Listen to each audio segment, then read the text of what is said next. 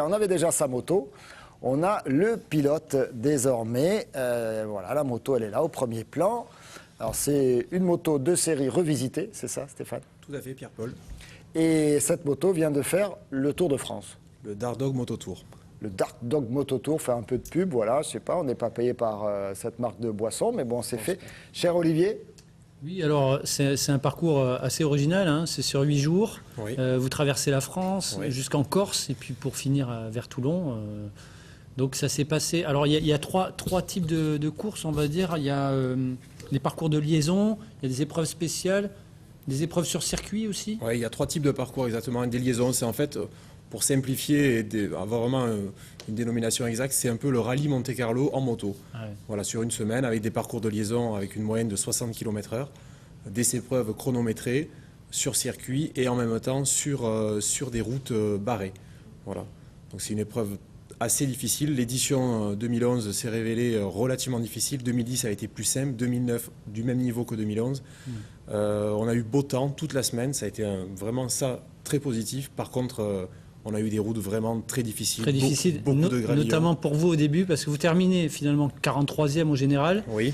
Mais vous avez eu un début de parcours assez chaotique, on va dire. Oui, le deuxième jour, je me blesse lors d'une spéciale, lors d'un passage d'une chicane très rapide. Dont j'ai négocié, on va dire, la vitesse de freinage un peu trop tard. Donc je suis passé dans l'herbe avec un tonneau, la moto m'est retombée dessus avec une belle blessure sur un mollet. Mais j'ai pu continuer à conduire avec des difficultés, mais le but c'était d'arriver au bout, sans espoir de bien figurer. Là, c'était au moins déjà de terminer la semaine. C'était le plus important, et la semaine est longue. Vous avez fait mieux que terminer la semaine, puisque en Corse, vous avez terminé 5e. Oui, je termine 5e de la spéciale du matin, qui était un peu piégeuse, un peu humide. Devant pas mal de très bons pilotes, j'étais assez satisfait de moi. J'ai eu des conditions un peu plus avantageuses aussi au niveau de la route, mais c'était une très très belle journée. Je suis satisfait de cette journée-là et du résultat final aussi. Alors la particularité aussi de cette épreuve, c'est qu'il y a au moins 1000 personnes. Hein. Ouais. C'est une caravane assez impressionnante. Oui. Parce que vous êtes encadré, vous avez votre équipe qui est là d'ailleurs. Hein, tout à fait, oui. On est un petit groupe de 4, sans eux rien n'est possible. Parce qu'on passe la journée sur la moto, on fait 12 heures de moto, on est relativement fatigué. On a tendance le soir à se laisser un peu aller quand on arrive lors de l'assistance. Les personnes qui m'ont aidé m'ont beaucoup aidé et heureusement qu'elles étaient là parce que sans elles, je ne pouvais rien faire. Absolument.